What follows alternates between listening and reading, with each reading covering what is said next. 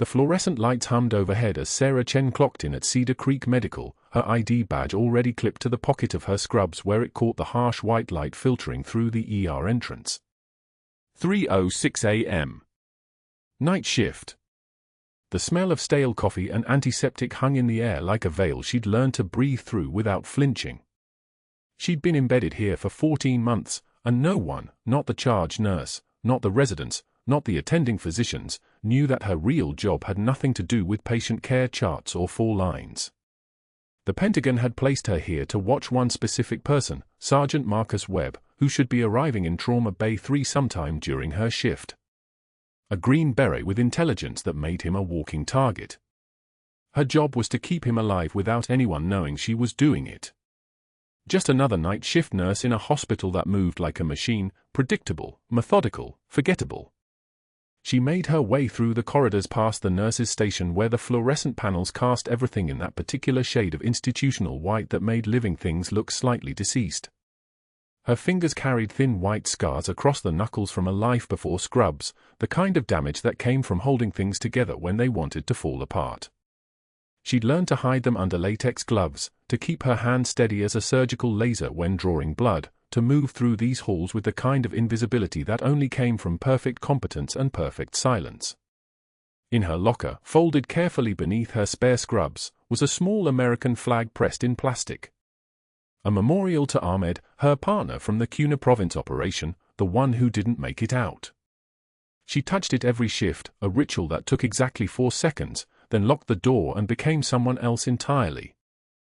Cedar Creek Medical occupied a sprawling 6-story complex in North Raleigh, its emergency department a maze of trauma bays, treatment rooms, and observation areas that Sarah had memorized within her first week. She knew which monitors alarmed too easily, which for pumps had a tendency to malfunction after 2 a.m., which attending physicians ordered tests like they were searching for something they'd never find. She knew that Dr. Pierce worked every Thursday and Friday night, that he treated nurses like obstacles to be routed around, that he had a habit of standing too close to people when he wanted to assert dominance. She also knew that the hospital supply chain had gone through 3 vendors in the past 18 months, an unusual rotation that had triggered her initial red flag. That was the classified part of her mission, figure out why. But that would have to wait until after she ensured Webb survived long enough to be useful to the people who'd put her here. The nursing staff on nights was skeletal by design, 3 registered nurses, 1 charge nurse, and a single resident who rotated through the ER every 4 months like a poorly trained search dog. Sarah had cultivated the kind of presence that made her invisible to the power structures. She asked no questions, volunteered for the worst shifts, filed meticulous documentation that no one ever read, and spoke only when spoken to. Her colleagues had labeled her by the book, which was hospital code for competent but unremarkable. She'd heard them talking in the break room during one of the few times she'd tried to eat lunch with them, how she was a little much with the detail work, how she should learn to relax, how she'd never move up because management liked people with ambition, not people with precision. None of that mattered. Ambition was for people who planned to stay. The ER that night was a study in controlled chaos. Ambulances arrived with their usual cargo of weeknight emergencies, a construction worker with a crushed hand from a nail gun, an elderly woman with a fall that had cost her a hip, a teenager who'd wrapped his motorcycle around a telephone pole at 11:13 p.m. and lived to regret it. Sarah moved between bays with the economical efficiency of someone who'd done this 1,000 times, her movement stripped down to essentials. No wasted motion. No chatter.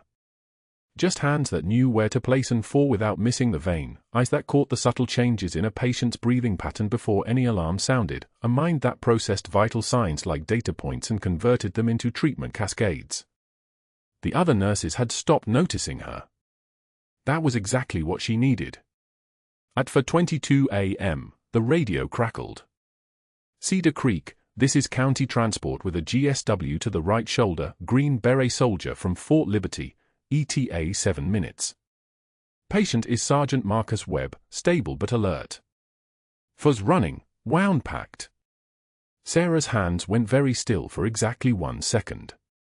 That was all she allowed herself. A single second where the world compressed into a pinpoint, then expanded again. GSW meant gunshot wound. Not a training accident. Not a routine medical admission. Marcus Webb was arriving as a trauma patient, which meant he'd been out in the world doing things that got people shot at. Which meant the target on his back had already made contact. She turned to the monitors and continued her work, but something in her posture had changed, a precision that wasn't quite human, a focus that seemed to drill through the chaos like it was nothing. Dr. Pierce arrived 23 minutes before the ambulance pulled up, moving through the ER with the kind of authority that came from knowing exactly how much damage you could do with a single phone call.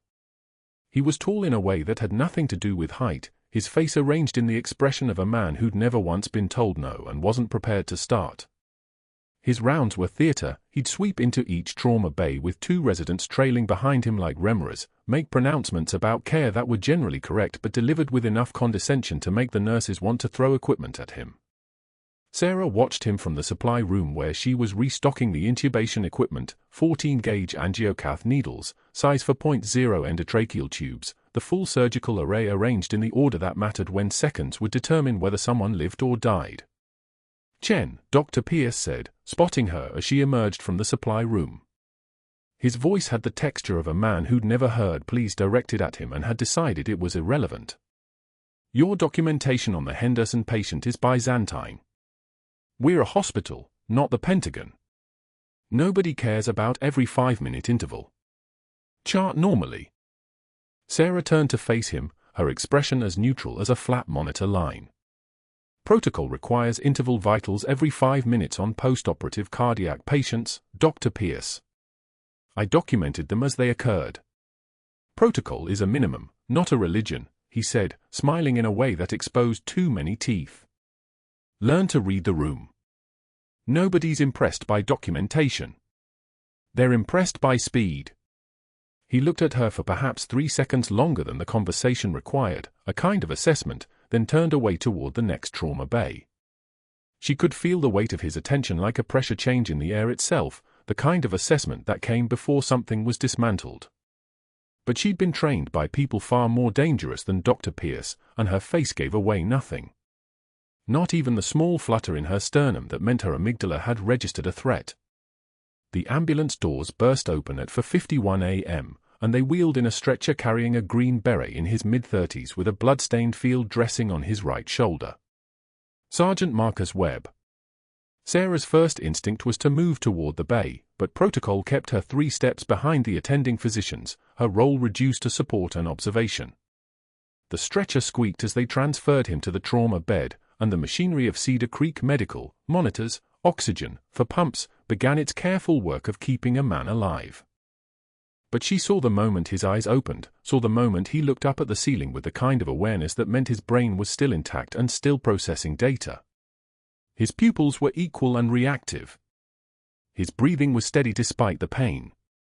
Everything about him screamed military bearing, which was what the Pentagon had counted on when they'd embedded her here, knowing that when this specific man arrived, she would be in position. She gathered the vitals from the monitors, wrote them in precise numbers in the digital record, and maintained the invisible distance that was her job. What happened next, what she was not yet seeing, would begin to unravel everything she'd built in this place. The complaint came at 6:19 a.m., just before shift change. Dr. Pierce walked into Trauma Bay 2 where Sergeant Marcus Webb lay recovering, his family clustered around the bed like a fortress. Sarah was documenting vitals, the objective, measured work that defined her hours, when Pierce's voice cut through the room like a knife finding its mark. "This patient received morphine at 4:13 a.m. without proper physician authorization," he announced to the Webbs, his tone suggesting criminal negligence. His eyes locked on Sarah, and something cruel moved behind them. "Our nursing staff, apparently, believes protocol is optional." A suggestion. Sarah's hand stilled on the keyboard. She had administered nothing. The morphine order sat in the system, signed by Dr. Harrison at 3:24 a.m., approved through proper channels. One breath. Then another. She turned to face him, maintained eye contact, and when she spoke, her voice was steady as a surgeon's hand. The medication was ordered by Dr. Harrison at 3:53 a.m.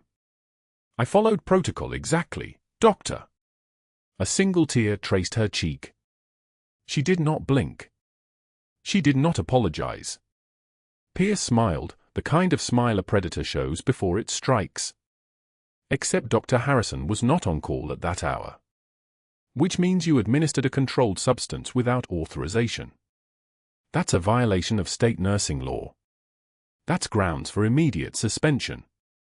Webb's sister gasped. His mother's hand found his shoulder protectively. Sarah could see the doubt forming, the way families default to believing people in white coats. She could not defend herself without revealing why she was truly here, without explaining that her role as night shift nurse at Cedar Creek was a cover assignment, that monitoring Sergeant Webb through his recovery was the actual mission. The Pentagon had embedded her specifically to protect him, to watch for complications, to gather intelligence on the circumstances that had led to his injury.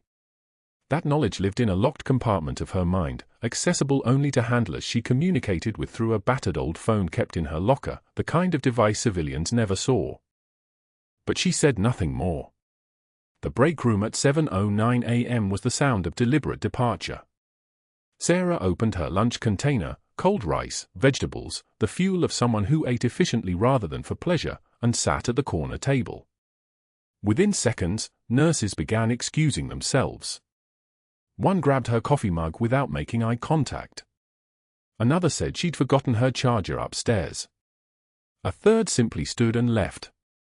The room emptied like water from a drain, leaving only the hum of the refrigerator and the fluorescent lights buzzing their mechanical song above. She ate anyway. Maintained eye contact with her own reflection in the darkened window across the room. Noted the single tear track on her face and chose not to wipe it. Pain was information. Isolation was a tactical advantage. By 8:22 a.m., her name appeared on the unit bulletin board, disciplinary action pending. The notice cited insubordination and medication errors, invoking hospital policy subsection 4.7.3 regarding scope of practice and physician-nurse coordination. Pierce had been busy. The paperwork had moved with bureaucratic precision, the kind of weaponized efficiency that required advanced planning. Sarah stood before the board, reading the documentation. She was aware of movement behind her, a CNA ducking past, an older RN pretending to check the supply chart. Nobody stopped to offer solidarity. Nobody said they believed her. That was when she noticed Sergeant Webb in his room, visible through the doorway. His eyes were on her name tag, not on her face, not with recognition, but on the printed letters spelling out her identity. His gaze was blank. Confused. The man whose call sign, the name she'd used in the field, was permanently inked on his forearm below his left shoulder, the same call sign that had meant survival during the extraction in the Hindu Kush, when she had carried him 3 miles through enemy fire, through darkness split by muzzle flashes, through a canyon where the sound of blood in her ears had nearly deafened her own thoughts. The extraction that had cost Ahmed his life. Ahmed, whose folded flag she kept pressed against her heart in her jacket pocket, the fabric gone soft from 18 months of constant contact. Webb stared at her name tag and saw a stranger. She turned away from the board and moved to the medication cart with mechanical precision, sorting tablets into labeled cups, her hands steady as instruments. The trembling that lived beneath her skin was not fear. It was restraint. It was the force she used to keep herself in place when every trained instinct demanded action. At 2:38 a.m. on the next shift, the alarms began. 3 coded pages dropped simultaneously: trauma alert, medical emergency, all available personnel. The words came through the intercom in rapid succession: code blue, trauma bay 1, and the night shift skeleton crew moved like synapses firing in a dying brain. Too few people. Too much crisis. Sarah was already moving toward the trauma bays when she saw them wheeled in, 2 soldiers with combat wounds, one on a stretcher with a pressure dressing that had soaked through, the other being moved by paramedics whose voices carried the controlled urgency of people who had been running for kilometers. A gunshot victim. A soldier. Cedar Creek was not equipped for this level of trauma. Dr. Pierce was already in the bay, already making calls. His hands moved across the patient's chest, the left one with the entry wound, the breathing coming in wet, desperate pulls. Sarah watched from the doorway, assessing in the way that required no instruction. The tension in the patient's shoulders. The way the right lung was not expanding. The dull percussion note when Dr. Harrison, the other physician on call, placed his hands on the thoracic cage. Tension pneumothorax. The right lung had collapsed. Air was accumulating in the chest cavity, compressing the heart. Every breath was making it worse. "We need a 14-gauge angiocath needle," Sarah said, her voice cutting through the chaos like steel through silk. "Second intercostal space, mid-clavicular line. He'll arrest if we don't decompress now." Dr. Pierce turned to her, his face a knot of irritation. "Nurses don't make clinical decisions here. We don't need." The soldier's eyes rolled back. The monitor flatlined. The room fractured into the sound of a single continuous tone, that terrible hum of cardiac arrest, and Sarah's hands moved because they had done this before, because muscle memory was simply another word for survival, because her body remembered the last soldier who had collapsed in the field dressing that hadn't held, the desperate minutes before the helicopter came. She was already moving before she made the conscious choice to move. Her hands found the needle, a 14-gauge angiocath in the emergency cart, the kind designed for exactly this, and she was preparing the site with alcohol swabs, her fingers moving with the speed of someone who had performed this procedure not in simulation or in a classroom but in a canyon 6,000 miles away while mortar fire echoed off stone walls. The needle went in at a 90-degree angle through skin, through muscle, and into the pleural space. The hiss of air escaping, that specific sound of pneumothorax decompressing, like the earth releasing a held breath, filled the trauma bay. The monitor showed the change instantly. The flatline became a rhythm. Weak, irregular, but present. The patient gasped. His body went rigid, then relaxed, then began the involuntary movements of someone returning to consciousness. O2 sat climbed, 62. 71, 79. 84. Sarah stepped back. Dr. Pierce was staring at her. Dr. Harrison was staring at her. The trauma nurse was staring at her. In the silence that followed, a silence so thick it seemed to have its own weight, nobody moved. "Where did you learn that?" Dr. Harrison said finally. Sarah did not answer. She was already thinking about the call she needed to make, the secure phone hidden in her locker, the message that needed to reach her handler. Webb was not just a patient. He was connected to something larger. Someone had tried to kill him. Someone had nearly succeeded. And now the entire operation was at risk. But that wasn't the worst part. As she walked past Sergeant Webb's room on her way to the locker room, she saw his Marine brother standing in the doorway, a man in dress uniform, a visitor badge clipped to his collar, his face carrying the same sharp angles as Webb's own. He was staring at the discipline notice still posted on the unit board. He was reading her name. The alarm started at 2:13 a.m. One moment Sergeant Webb was sleeping in his post-op bed, monitors casting pale green shadows across his face. The next moment the ventilator's rhythm fractured into something wrong. Sarah heard it first, a subtle change in the wheeze, a gasping quality that made her head snap up from the medication cart. Not an equipment malfunction. Not a ventilator issue. Something inside his chest. She moved toward his room without thinking. The monitor showed his oxygen saturation dropping in real time. 94, 91. 88. His color was already changing, that grayish pallor that meant the air wasn't moving where it needed to move. Tension pneumothorax. His left lung was collapsing, and the trapped air was pushing everything in his chest cavity toward the right side, crushing his heart like a fist. "Get me a 14-gauge angiocath," she called, already scrubbing her hands under the sink in his room. "Now." Dr. Pierce arrived 30 seconds later, still buttoning his white coat, his movements all panic and no precision. He ordered a portable chest X-ray. He paged cardiothoracic surgery.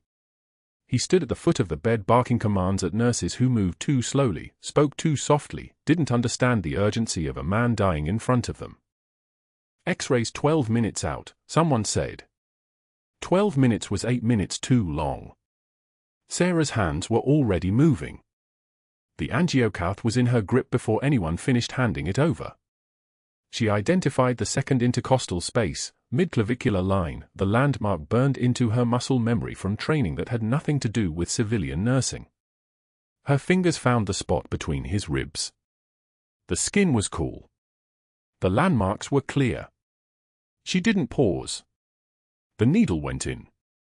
The hiss of pressurized air escaping sounded like a tire blowout, that sudden release of built-up force that had been crushing everything around it. The room went so quiet you could hear the fluorescent lights overhead humming their electric frequency.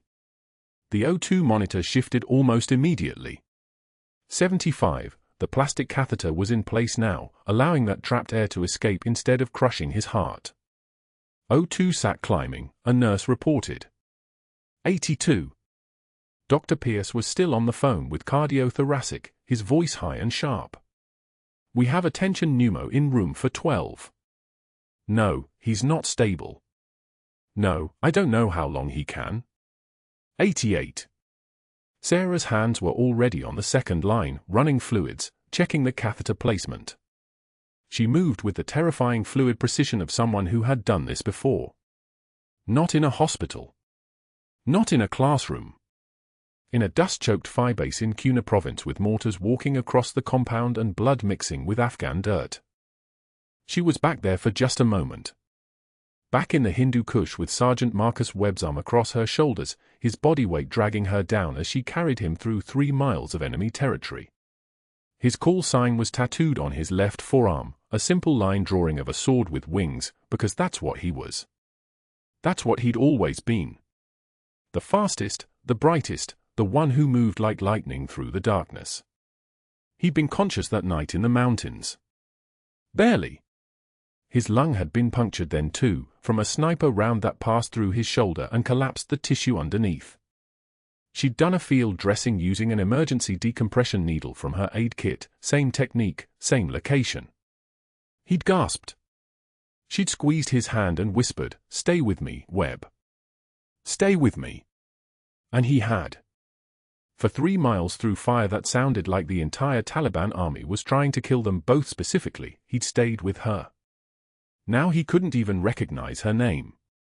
92, stable. The alarm stopped shrieking. The monitor settled into a rhythm that looked almost normal again, the green line of his heart rate, steady now at 88 beats per minute. His color was already improving, that ashen quality fading back to something more human.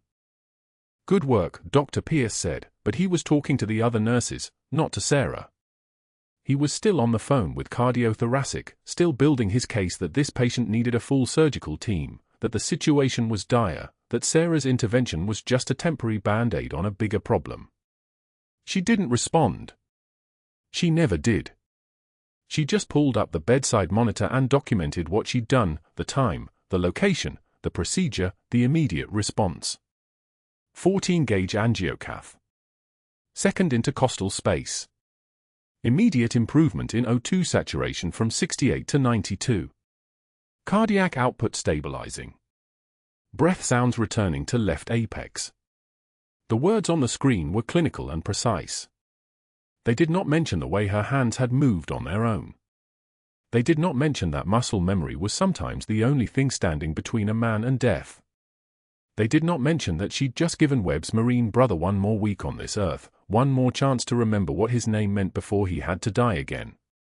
Respiratrice here, a tech called from the doorway. Cardiothoracic's ETA is 11 minutes, another voice added. Cardiothoracic. The specialists. The official rescue team that would now get credit for stabilizing the patient who was only alive because a night shift nurse had acted.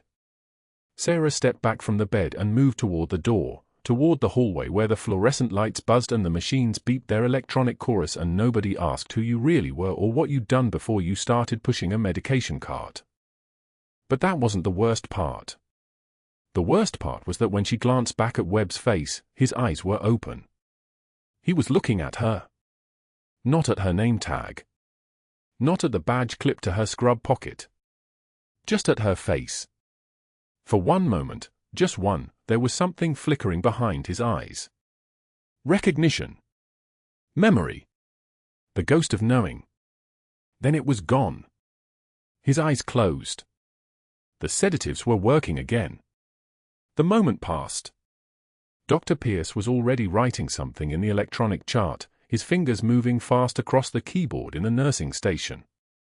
His expression was neutral, but his jaw was tight. He'd seen what she could do. More than that, he'd seen that she knew things no ordinary night shift nurse should know. The terminology. The technique. The complete absence of hesitation when every second mattered. The second intercostal space. Midclavicular line. That's not something they teach you in a standard nursing curriculum. That's something you learn in a war. She moved past him toward the medication room, aware that his eyes had followed her, aware that somewhere in his mind a calculation was already happening. A threat assessment. A problem to be solved. By morning, there would be another complaint filed with hospital administration. Another form added to her disciplinary jacket. Another perfectly documented reason why a competent night shift nurse needed to be removed from Cedar Creek Medical before she could see anything else she shouldn't. But tonight, at 2:13 a.m. in room for 12, Sergeant Marcus Webb was breathing on his own again. His oxygen saturation was 92. His heart was beating. And the woman he once would have followed into hell had just carried him back from the edge of it one more time. She just needed to survive long enough for him to remember. The cardiac monitor beeped its steady rhythm as Sarah stepped back from the bed, her hands falling to her sides. Sinus rhythm. The oxygen saturation climbed past 92%, holding steady. Webb's chest rose and fell with the mechanical certainty of the ventilator, his body pulling back from the edge she'd dragged him away from. The room went dead silent. No one moved. The specialists who had been 3 minutes away would now arrive to a patient already stabilized, already breathing, already alive because of a nurse who had no business knowing where to place a 14-gauge needle between the second and third rib. Dr. Pierce stood frozen in the doorway, his face a landscape of calculations. The intern beside him whispered something. Pierce didn't respond. He was already running through the aftermath in his head, already strategizing how to contain what had just happened in front of 5 nurses and an entire surgical team. Sarah didn't look at him. She was already removing her gloves, her breathing controlled, her eyes on the monitor as if nothing unusual had occurred. Just a nurse doing her job. Just a competent clinician following her instincts.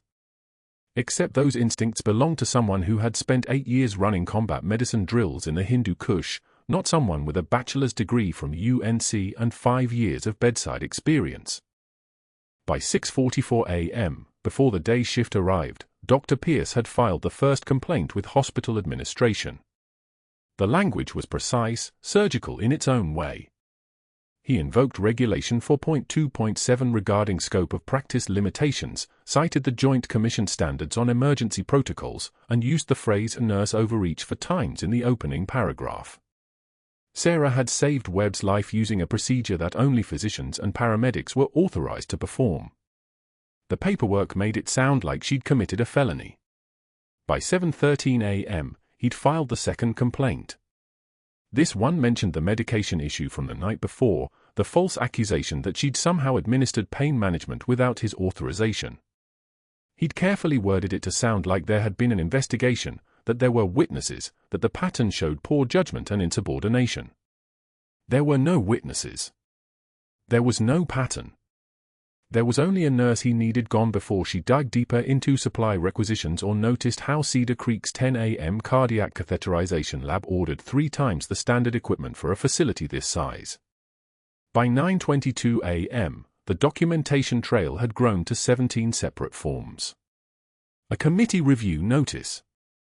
3 separate disciplinary charges. A memo requesting her suspension pending investigation. Another memo recommending her termination. A copy of the hospital's formal policy on scope of practice violations, helpfully highlighted in yellow. A witness statement from a surgical tech who Pierce had called at home, carefully coached to describe Sarah's actions as concerning an outside standard protocol. Each document referenced the others, creating a web of bureaucratic inevitability. By the time the Human Resources Director called her into the office, it looked like an avalanche had been building for weeks. The HR director, Patricia Volanti, sat behind her desk with an expression of practiced sympathy. She'd done this before. She would do it again. The suspension notice was already signed, already official. Effective immediately, you're on paid administrative leave pending investigation into multiple allegations of scope of practice violations and insubordination, she said, sliding the letter across the desk. Her voice had the texture of someone reading a script she didn't believe in. We're not making any determination about your future here until the full review is completed. You'll need to turn in your badge and your access credentials. Sarah picked up the letter. She read every word. Her hands didn't shake. Her voice didn't waver. Understood, she said. When will the committee notify me of the hearing? Within 10 business days. Security will escort you out. 2 officers were already waiting in the hallway. Not unkindly. Just protocol.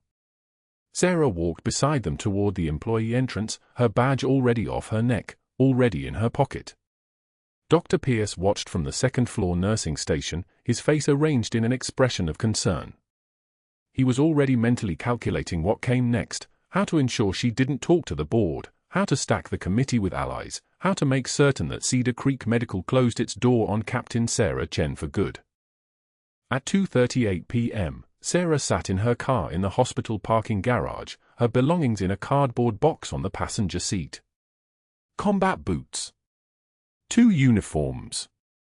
A single photograph of Ahmed Saad, her team medic, whose folded flag was currently pressed against her chest beneath her civilian jacket. A notebook with 3 years of handwritten observations about supply requisitions and billing patterns she'd been documenting for the Pentagon. A commendation letter from her commanding officer that she'd kept in the bottom of her locker, written in a language no one at Cedar Creek would ever understand. The box smelled like antiseptic and something else. The smell of doors closing. The diner on Capitol Boulevard was open 24 hours, fluorescent lights humming above tired waitresses and third-shift workers trying to pretend the sun still existed. Sarah ordered black coffee and took the booth in the corner at 3:06 a.m., her reflection staring back at her from the dark window as the coffee went cold. Outside, Raleigh slept. The rain had started 4 hours ago, not the kind of rain that belonged to summer but something heavier, something that felt like punishment. It hammered the parking lot like applause for a performance nobody wanted to see. She took Ahmed's flag from her jacket and placed it on the table in front of her. The cloth was still folded the way the honor guard had folded it, the triangular shape crisp and exact. She'd kept it beside her mattress for 6 years. She'd carried it through Baghdad and Kandahar and now through the corridors of Cedar Creek Medical. Ahmed had given his life for people he'd never met, bleeding out in her arms in a patrol base that didn't even have a name, just a grid coordinate. And she'd kept moving. That's what soldiers did. They kept moving until they couldn't anymore. The waitress refilled her coffee without asking. Sarah didn't drink it. She stared at her reflection in the window, barely recognizing the woman looking back. Not tired. Tired wasn't quite right. Erased. Like someone had taken an X-Acto knife to her identity and carved out everything that mattered. The mission had been clear: embed at Cedar Creek, monitor Webb, watch for the Taliban operative who'd surfaced with intel about a Pentagon procurement leak. She'd done all of that. She'd saved Webb's life.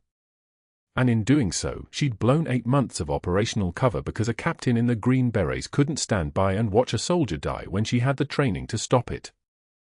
Maybe they were right. Maybe she was a liability. Maybe the Pentagon had been right to embed her here without authority, without backup, operating on a need-to-know basis where the hospital administration knew nothing about her presence or her purpose. She'd failed before. In Syria. In that compound outside of Jalalabad. Soldiers died in those operations. Good soldiers. The kind of soldiers who didn't come home. And now Webb couldn't even recognize her name. She picked up the folded flag and held it against her chest, the plastic cover catching the fluorescent light. 3 seconds stretched into 10. 10 into 30. Her hands were trembling, but soldiers don't cry. Her eyes burned with something that felt like failure, but soldiers keep moving. She looked at the flag and almost opened the window right there, almost let it fall into the rain and the dark and the Raleigh night where nobody would ever know what it meant or who it had belonged to or why a nurse in a diner was grieving someone she'd been paid to mourn in private. That was when she heard it. Distant at first. A sound like thunder that didn't belong to the weather. Then another. Then a third. The rhythm was wrong for civilian helicopters. The sound was deep and mechanical, the kind of rotor wash that belonged to military aircraft. She closed her eyes. It couldn't be. There were no operations mounted from Cedar Creek. No assets in the area. No reason for anyone to know where she was except the Pentagon, and the Pentagon had already made its decision about her. They'd abandoned her. Cut her loose. Let her fall. The sound grew louder. Sarah placed Ahmed's flag carefully back on the table and waited for whatever came next. The coffee was cold. The rain hammered the window like it had something to prove. And somewhere above Raleigh, North Carolina, at 3:22 a.m. on a Thursday morning, the helicopter rotors cut the darkness in half. The helicopter descended through the Raleigh darkness at 3:22 a.m., rotors shaking the diner windows as Sarah's coffee trembled in its cup. She didn't move. The folded flag stayed pressed against her chest. Outside, searchlights swept across the parking lot, and within seconds, boots were on the pavement, not running. Methodical. Controlled. A two-star general stepped into Rose's diner followed by 6 officers in dress blues, their dress uniforms immaculate at an hour when most people were sleeping. The general's eyes found Sarah immediately across the empty restaurant, and he nodded once. She stood. Her legs remembered the movement before her mind did, the posture of a soldier, not a nurse.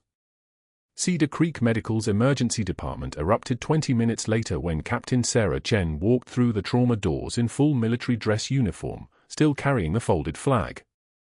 Dr. Pierce was in Trauma Bay 3 when the alarm sounded, another emergency, another chance to prove his competence before the disciplinary board could move forward. Sergeant Marcus Webb was crashing again. His remaining lung was collapsing, oxygen saturation dropping from 89 to 72 to 54, the monitor screaming its mechanical alarm as the night shift scrambled. The attending physician froze. The resident froze. The respiratory therapist looked to the trauma surgeon, who looked to no one. 14 seconds of paralysis in a room where 14 seconds meant death. Needle decompression. Second intercostal space, mid-clavicular line. Move. The voice that came from the doorway wasn't the voice that had been fired that afternoon. It carried the weight of command, not a request. Not a question. Every head in the room turned. Dr. Pierce saw her, saw the uniform, saw the captain's bars on her shoulders, and his face drained of color like someone had opened a valve. Sarah was already moving. Hand steady as surgical laser, she positioned the 14-gauge angiocath, felt for the landmarks, and pressed through. The hiss of air escaping. Sinus rhythm returned. O2 climbing, 65, 72, 84, 91. Stable. The entire procedure took 47 seconds. The general entered the room before anyone could speak. He was alone now, no officers flanking him, which somehow made his presence heavier. "Carry on, Captain," he said to Sarah, then turned to Dr. Pierce. "Dr. Marcus Pierce. You've been providing substandard care to a protected patient under federal jurisdiction. Your medical privileges are suspended pending investigation. You will remain on premises until federal agents complete their interview." The words fell like sentences. Pierce's mouth opened. Closed. Opened again. "I don't understand." "She's a nurse." She fired, but the general had already turned back to Sarah, who was documenting Webb's vitals with the precision of someone who'd been doing this for longer than her nursing license suggested. "Welcome home, Captain." Within the hour, the viral video was everywhere. Someone had recorded Dr. Pierce's tirade from 2 days earlier, the patient room humiliation, the accusations, the contempt dripping from every word as Sarah stood there in scrubs absorbing the abuse with quiet dignity. 48 hours it took to reach 8 million views. By the time it hit social media at scale, Dr. Marcus Sterling Pierce's former mentor at Duke Medical School was already composing a statement. Dr. Admiral James Halloway, 26 years Navy medical, combat surgeon, legend in military trauma circles, issued a 3-sentence statement that would end a career. I trained this physician. I encouraged his advancement. I was wrong. What I witnessed in this recording is beneath the standard we demand from anyone wearing white in a hospital. I publicly disown his methods and his character. The hospital board convened an emergency session. 17 forms became evidence. 3 committee reviews became criminal investigation. The medical supply company that had been funneling $847,000 in kickbacks to Pierce's personal account suddenly became very interested in cooperation with federal authorities. Dr. Pierce's composure collapsed in real time. He screamed at nursing staff that afternoon, actually screamed, voice cracking, face flushed, the mask of professionalism finally shattering. She's military. This is a setup. You're all complicit. Staff scattered. He threw a tablet across the break room. Security was called. FBI agents arrived at 6:13 p.m., and Pierce attempted to flee through the pharmacy, actually attempted to run, like a man could outpace federal jurisdiction. They found him in the medication storage room, hands shaking as he reached for his phone to call a lawyer. The handcuffs clicked with the sound of a man's entire world collapsing into metal and law enforcement reality. As they led him past the nurse's station, every single person stopped working. The quiet was the kind that happens in trauma bays right before someone dies, complete, heavy, absolute. No one looked at him. No one had to. 3 months later, the medical supply van pulled into Cedar Creek's parking lot at 6:22 a.m. on a Tuesday morning. The driver got out slowly, moving with the careful deliberation of someone whose body had learned to expect pain. The name tag read Stephen. Not Dr. Pierce. Not Dr. anything. He flinched when a hospital employee waved at him, actual physical flinching, like kindness had become unfamiliar. He was there to deliver equipment that another hospital required, a vendor now, stripped of credentials and relegated to the exact level of institutional invisibility he'd spent years asserting superiority over. He recognized Sarah the moment she stepped through the same doors he once commanded, but he kept his head down and began unloading boxes. She didn't acknowledge him. She didn't need to. Sarah Chen entered Cedar Creek Medical's auditorium in full dress uniform, captain's bars catching the light, ribbons arranged in ascending order of valor. The hospital administrator stood at the podium announcing 3 changes: a new 24-bed trauma wing dedicated to veteran care, an external ethics review board with mandatory military liaison, and the establishment of a protected pathway for embedded operatives to report safety concerns directly to federal oversight. Her fellow nurses sat in silence. Not the silence of ostracism this time. The silence of recalibration, the moment when everything someone believed about a person reorganizes itself in an instant. Sergeant Marcus Webb sat in the front row, tears tracking down his face because finally, after weeks of staring at a name tag that belonged to a ghost in his memory, his brain had caught up to what his body had always known. The woman with shaitans on, devil woman, tattooed on his forearm in Pashto script was standing before him in the formal uniform of a captain, and his hands wouldn't stop shaking. The administrator offered her the position before she could leave the stage. Director of Trauma Services. Real power. Real authority. Real salary that had 6 figures and benefits and a corner office.